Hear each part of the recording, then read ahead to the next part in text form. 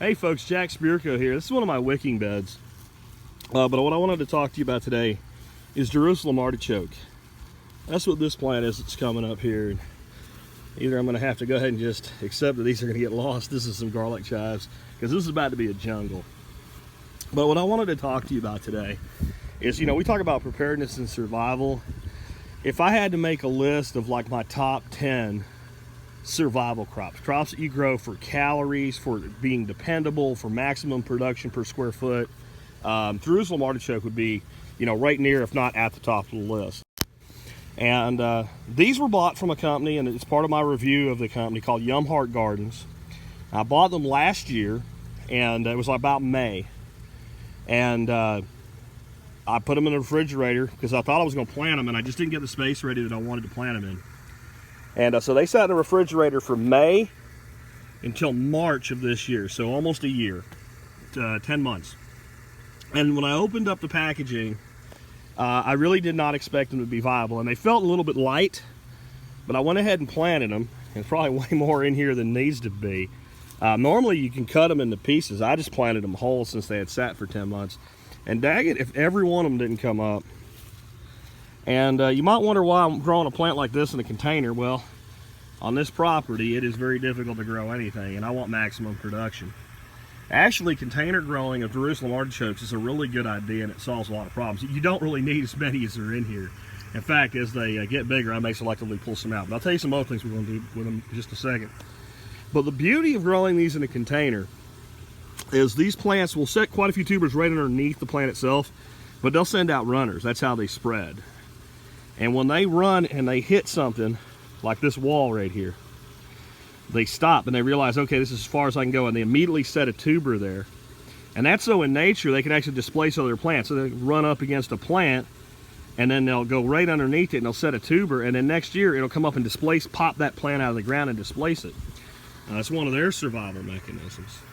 So when you grow them in a container, you're going to get a massive amount of tubers set right along the wall, which means you can leave them in the ground, and as you need some, you can just come out and pull some soil away, reach down in and just pull out what you need. And if you do that over time, you can pretty much store them in the ground in just about any climate. The only exception would be where it would freeze so hard that you can't get in there, and or hard enough to actually destroy them. And it's a completely freeze solid to destroy them. They can be very cold and they're just fine. That keeps them dormant until the next season. There's going to be a few pieces left, which means next year they're going to come back on their own. You have a perpetual container. Now, when you're doing container growing like I do, and this is some of my lettuce and some of my broccoli here, you only have so much space. We got some corn coming up over there. So you might think it's kind of crazy in a crop like this to take up a 4x4 space with artichoke, because it's going to fill out.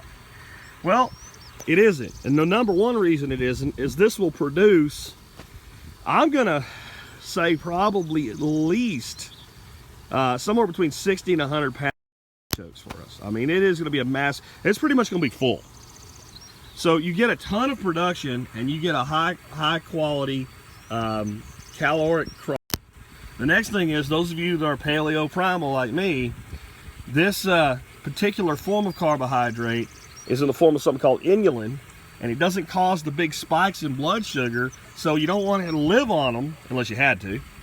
But you can eat some and have a potato stand-in that doesn't spike your blood sugar like potato does. Some people call them artichokes because that carbohydrate is hard to break down. There's a lot of things you can do to mitigate that. First thing you can do is just don't eat so many at one time. The next thing you can do is you can ferment them. These things are fantastic lacto-fermented. Shaved raw on the salad and things like that in small amounts. That way you don't get so much buildup that you have that issue. So they're very versatile. But here's the thing, they pretty much, in fact, they're in the family Helantheus, which is the same family as a sunflower. So they're pretty much, very much like a perennial version of sunflower. Technically they're an annual because it's the new tuber, like a potato that comes back. But we treat them like perennials because of how reliable that comeback is. Which means we're going to get great big stalks here. They're going to be so high I won't be able to reach the top of them, and they'll end up with a bunch of little sunflower things about that big on them. We'll have that stalk. So what we'll do, we'll come in here with a pair of pruners, and we'll prune. And when they're about this high, you know, about there, at about 6 foot off the ground and about 3 foot off the top of the rail here. I'll prune them up about 2 feet and prune out the understory. Well, now I got everything down here I can plant it. I'll plant beans like scarlet runners. So now we'll have a second crop. We're almost doing kind of a modified Three Sisters, using a perennial stand-in for the corn, using sunflower. So we'll put beans up. As far as squash, I already have Tromboncino zucchini planted along the edges, and we'll trail them off and maybe even back through. I got cucumber on the back side, so we'll trail cucumber on the east side so it's tested from that wicked afternoon sun, and we'll have a cucumber yield for a while. So we're getting all of that out of here. Plus we're gonna get that mainstay crop.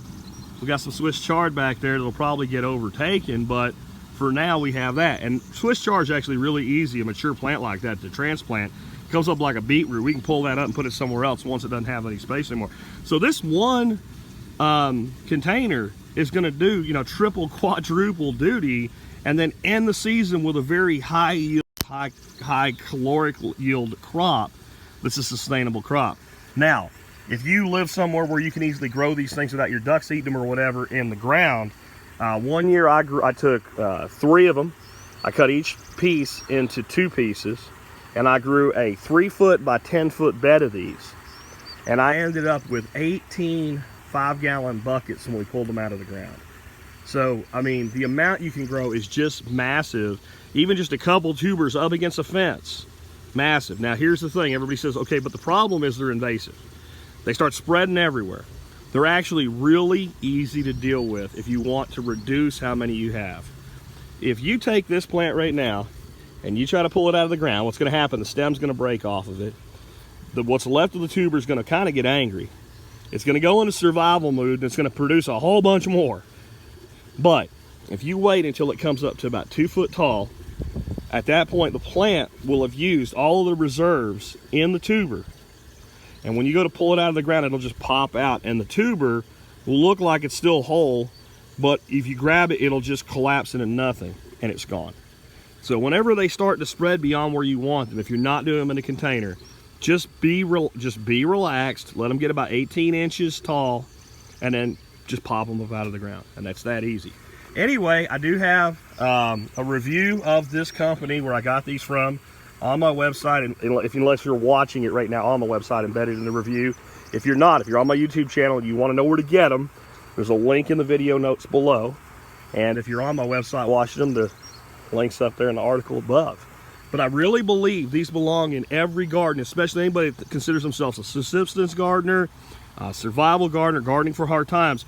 You want to have a good reserve of these. This is a crop you can count on every year. They are hardy all the way into zone. You can grow them in South Florida and all the way up into zone 3. So unless you live north of the Arctic Circle in the tundra, these things belong in your backyard. And if you're worried about them getting away, get yourself a big old container and grow them like this. And props to Dave Jackie that gave me this idea. When he moved into his place in Massachusetts, there was a big cinder block tank. He didn't even know what it was originally for. He decided to use it as a compost bin, and he just started throwing all his compost in there. And some pieces of Jerusalem artichoke got in with the compost, and it did this. And you know, that's how he found out that they would set all those tubers on the sides. And if I had not spent a week with him doing a design project up in Montana, I probably would have never learned that. And I wanted to pass it on to you guys. Take care, guys. And again, if you want to get some of these, the link is in the video notes or right up there.